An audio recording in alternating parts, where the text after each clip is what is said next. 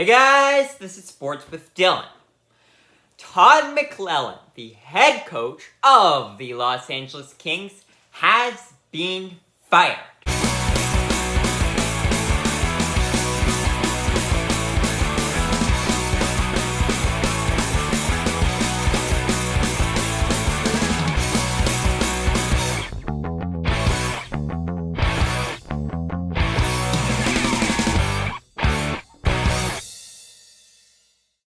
The Kings this season have been a weird team.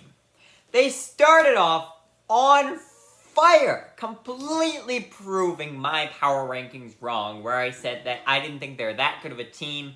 I thought the Pierre-Luc Dubois trade wasn't a good one. I thought the defense and goaltending would be massive weaknesses, and we'll come back to all of what I said in a moment here. But they start off on fire. They were one of three teams basically at the top of the Pacific Division. You had the Canucks here, Vegas here, and the Kings here.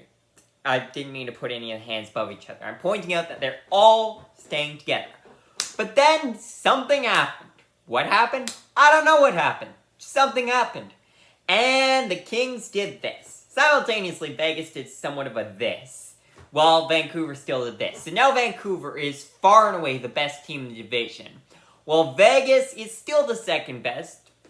They're not looking amazing, but they don't look terrible. When you watch Vegas, at least they're still playing like a team that will make the playoffs. Even if we start the season today, if you just watch how they've been playing, yeah, they'll make the playoffs, they'll do just fine. But what about the Kings? Well, the Kings have won 3 of their last 17 games. At the rate they're going, they are not going to make the playoffs here. After a team that started off so promising. And now we can bring into the issues I was talking about with this team. For starters, Pierre-Luc Dubois trade. I thought it was bad all along for the Kings. I thought the Jets ran away with it. But everyone disagreed with me in the news. And not to brag, but I was right. The 3 players the Jets received are all mainstays on the roster. Gabriel Velarde is a first liner on the Jets. And actually, you guys can go watch another Jets video that's going to come out in about 5 minutes from when this video first comes out. Then you've got Alex Iafallo and Rasmus Kupari, who are both in the middle 6 for the Jets. So honestly, the Jets got a pretty good deal with that trade, especially for a guy that was not going to come back to them. And a guy that was good, but he wasn't great. He didn't look like a franchise talent to me. And yet, they gave him a huge, new, massive contract, trade away a first-round pick and those 3 stars for him, for someone who's fine, but not great. He's a good talent. He should be first or second line on most teams. But it got worse for the Kings, because it turns out Pierre-Luc Dubois is not playing like a first or second liner. He is their third-line center. He's their third-line center. They gave up that much to get a third-line center. So, yeah. The new coach, Jim Hiller, who has replaced McLellan, will have some work to do there to hopefully turn Luc Dubois' career around. Because a third-line center is just ridiculous.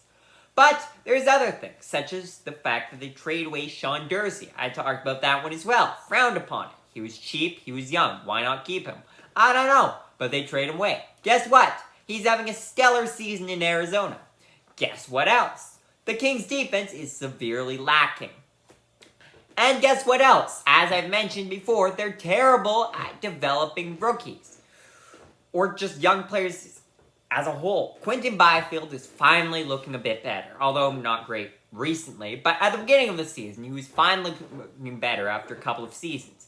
But I talked a lot about Brandt Clarke when they traded away Sean Durzi, because Brandt Clarke is someone that they were assuming 2021 first round pick, 8th overall, and he looks great in the OHL and even in the AHL. He's looked really good.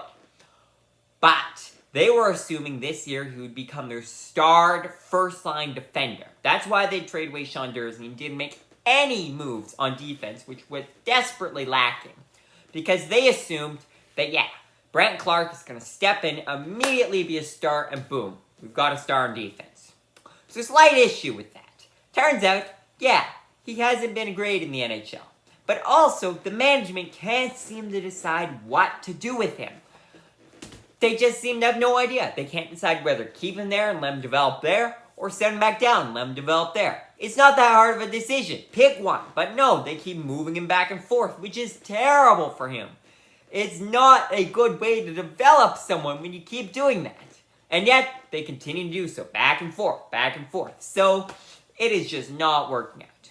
Now, the one other thing that I frown upon for the Kings, which I can guess I have to say I was wrong there, was the goaltending. I said Cam Talbot signing to be their starting goalie was stupid, because he wasn't a starting goalie anymore at this age. And he started off the season on fire. Absolutely on fire. And while he has cooled down a bit now, partially due to overusage, then fine.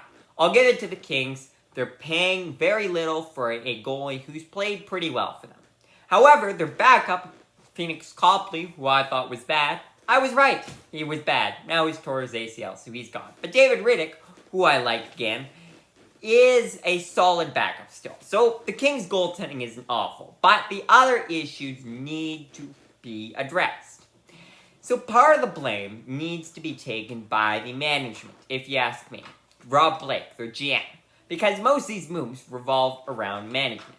Todd McLellan had to go because the Kings started losing a lot, especially after they start off the season so well and how high their expectations are.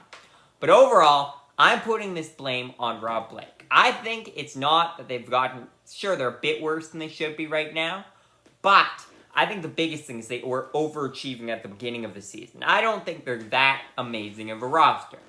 So we'll have to see what happens.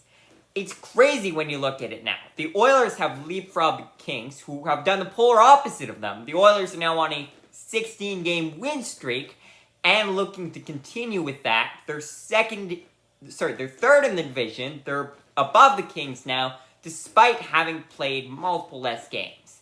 And while the Kings have played less games than the Predators and Blues, the Blues and Predators are only 2 points behind them now. And divisional foe, the Kraken, also less games for the Kings, have only 4 points behind them. So honestly, the Kings, who are currently in the 7th seed, if the playoffs were to start today, might have their playoff spot in jeopardy if they continue to lose. So that is why Todd McLellan had to go. The Kings think they can salvage their season.